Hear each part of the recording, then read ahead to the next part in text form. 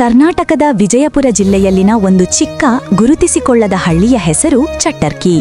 ಆದರೆ ಈ ಸಣ್ಣ ಹಳ್ಳಿಯ ಎದೆಯಲ್ಲಿ ಅಡಗಿದೆ 1000 ವರ್ಷಗಳ ಸ್ಮೃತಿ. ಕಾಳಚಲುವ್ಯರ ಕಲೆಗೌರವವನ್ನು ಹೊತ್ತಿ ತಿರುಗುವ ಪೌರಾಣಿಕ ದೇವಾಲಯ ಶ್ರೀ ದತ್ತಾತ್ರೇಯ ದೇವಾಲಯ. ವಿಜಯಪುರದಲ್ಲಿ ಕಾಳಿಯಾಣಿ ಚಾಲುಕ್ಯರು ಅನೇಕರಷ್ಟು ದೇವಾಲಯಗಳನ್ನು ನಿರ್ಮಿಸಿದ್ದಾರೆ. ಆದರೆ ಅವುಗಳಲ್ಲಿ ಹೆಚ್ಚಿನವು ಶಿವ ಹಾಗೂ ಶೈವ ಪಂಥಕ್ಕೆ ಸಲ್ಲುವವು. ವೈಷ್ಣವ ಪರಂಪರೆಯಂದಿದ್ದು ಚಾಲುಕ್ಯರು ಕಟ್ಟಿದ ಮಾತ್ರ 2 ದೇವಾಲಯಗಳು ಮಾತ್ರ.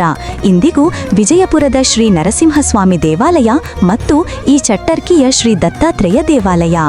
ಕಲ್ಲಿನಲ್ಲಿ ಕೆತ್ತಿದ ಶಾಸನಗಳ ಹೇಳಿಕೆಯ ಪ್ರಕಾರ ಈ ದೇವಾಲಯ 12ನೇ ಶತಮಾನದಲ್ಲಿ ನಿರ್ಮಾಣವಾಗಿದೆ. ಅಂದಿನ ದಿನಗಳಲ್ಲಿ ಚಟ್ಟರ್ಕಿ ಕೇವಲ ಹಳ್ಳಿಯಲ್ಲ, ಅದು ಅಗ್ರಹಾರ, ಕಲಾವಿದರ ನೆಲೆ, ಶಿಲ್ಪಕಲೆ ಮತ್ತು ದೇವರ ನಿಷ್ಠೆಯ ಕೇಂದ್ರವಾಗಿತ್ತು.